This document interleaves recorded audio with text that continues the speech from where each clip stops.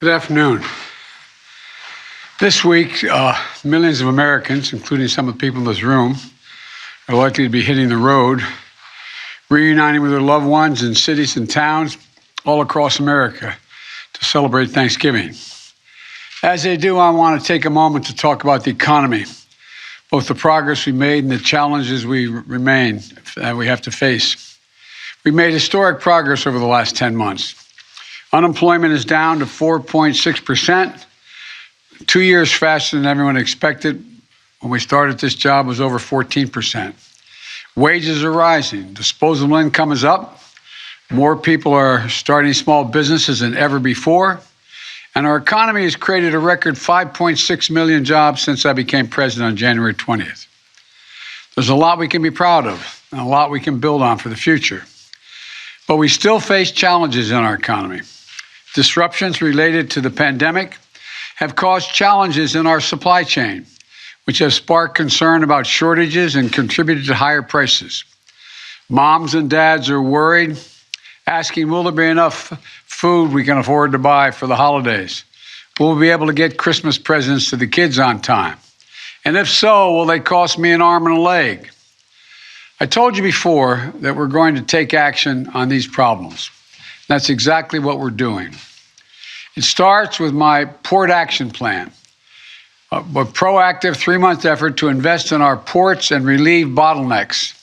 40% of the goods, for example, that come into this country on the West Coast come through 2 ports, Los Angeles and Long Beach. To help ease the congestion at these ports, I brought together labor and management and asked them to step up and cooperate, to move from operating the ports at 40 hours a week at those ports to 24 hours a day, 7 days a week. And I provided the resources to other key ports, including Savannah, Georgia, and on the East Coast, and to help reduce congestion and undo damage caused by COVID. We also met with the CEOs of Walmart, Target, Home Depot, TJ Maxx, and others. Those retailers, large retailers, and others agreed to move products more quickly, stock their shelves more quickly. And by the way, you may have heard the CEO of Walmart yesterday on the steps we've taken. He said, and I quote, "The combination of private enterprise and government working together has been really successful." He went on to say, all the way through the supply chain, there's a lot of innovation. Because of the actions we've taken, things have begun to change. End of quote. In the past 3 weeks, the number of containers sitting on docks blocking movement are down by 33%. Shipping prices are down 25%. More goods are moving more quickly and more cheaply out of our ports, onto your doorsteps and onto store shelves.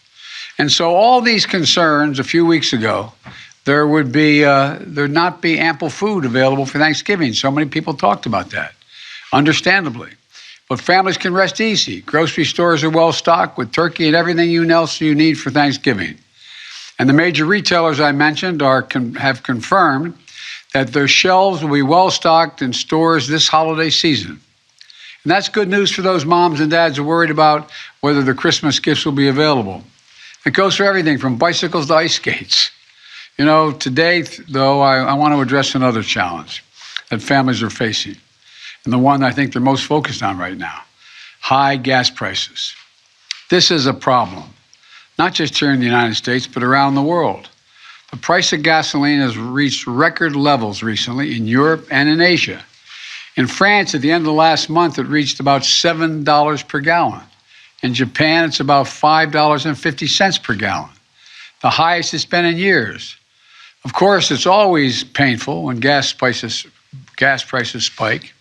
Today, the price of gas in America on average is $3.40 a gallon. In California, it's much higher. The impact is real. But the fact is, we faced even worse spikes before. Just in the last decade, we saw it in 2012 when the price of gasoline hit $3.90. We saw it in 2014 when it hit $3.69.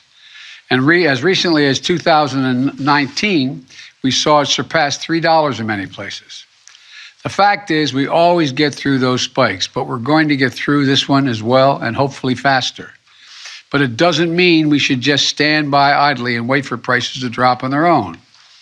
Instead, we're taking action. The big part of the reason Americans are facing high gas prices is because oil-producing countries and large companies have not ramped up the supply of oil quickly enough to meet the demand. And the smaller supply means higher prices globally for oil. To address these issues, I got on the phone with leaders from other countries grappling with this challenge to try to find ways to lower oil prices and ultimately to the price you pay at the pump. So today I'm announcing that the largest ever release from the U.S. Strategic Petroleum Reserve to help provide the supply we need as we recover from this pandemic. In addition, I brought together other nations to contribute to the solution. India, Japan, the Republic of Korea, and the United Kingdom have agreed to release additional oil from their reserves, and China may do more as well.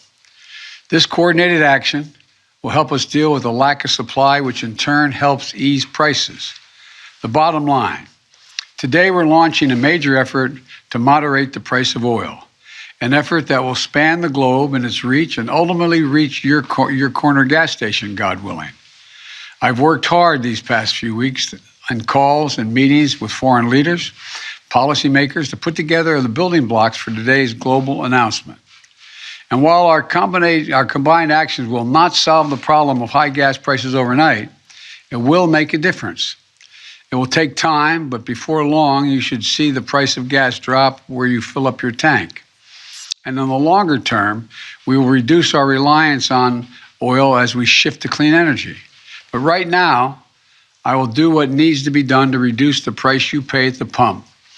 From the middle class and working families that are spending much too much and it's a strain, and you're the reason I was sent here to look out for you. There's another issue that I will be addressing as well. Because the fact is the price of oil was already dropping prior to this announcement, and many suggest in anticipation of the announcement. The price of gasoline in the wholesale market has fallen by about 10% over the last few weeks, but the price of the pump hasn't budged a penny. In other words, gas supply companies are paying less and making a lot more. And they do not seem to be passing that on to the consumers at the pump. In fact, if the gap between wholesale and retail gas prices was in line with past averages, Americans would be paying at least 25 cents less per gallon right now, as I speak. Instead, companies are pocketing the difference as profit. That's unacceptable. And that's why I've asked the Federal Trade Commission to consider whether potentially illegal and anti-competitive behavior in the oil and gas industry is causing higher prices for consumers, so we can assure the American people are paying a fair price for their gasoline. I also want to briefly address one myth about inflated gas prices. They're not due to environmental measures. My effort to combat climate change is not raising the price of gas or increasing its availability. What it's doing, it's increasing the availability of jobs. Jobs building electric cars like the one I drove at the GM factory in Detroit last week. For the hundreds of thousands of folks who brought one of those electric cars, they're going to save $800 to $1,000 in fuel costs this year. And we're going to put those savings within reach of more Americans and create jobs installing solar panels, batteries, electric heat pumps, jobs making those clean power generating devices. And by the way, deploying these technologies for each home where they're installed is going to save folks an additional hundreds of dollars in energy costs every year. Let's do that. Let's beat climate change with more extensive innovation and opportunities. We can make our economy and consumers less vulnerable to these sorts of price spikes when we do that. And finally, even as we meet to work out this challenge, it's important to maintain perspective about where our economy stands today. The fact is, America has a lot to be proud of. We're experiencing the strongest economic recovery in the world. Even after accounting for inflation, our economy is bigger and our families have more money in their pockets than they did before the pandemic. And America is the only major economy in the world that can say that. It's testament to the grit and determination of the American people, as well as our unique approach to this recovery and our focus on rebuilding our economy from the bottom up and the middle out. not the top down. Because of that approach, we're the only leading economy in the world where household income and the economy as a whole are stronger than they were before the pandemic hit. Let me close with this. This Thanksgiving, we have so much to be grateful for. Vaccines that are effective, safe, and free.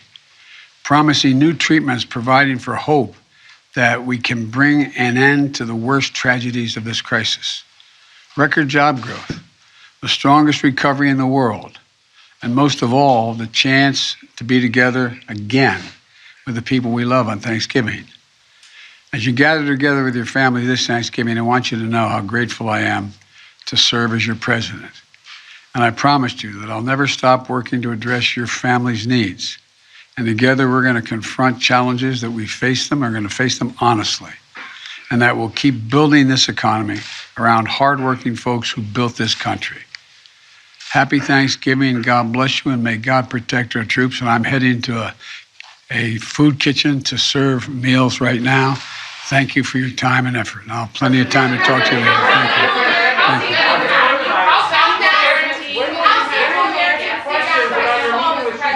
And other leaders, when will you answer our questions?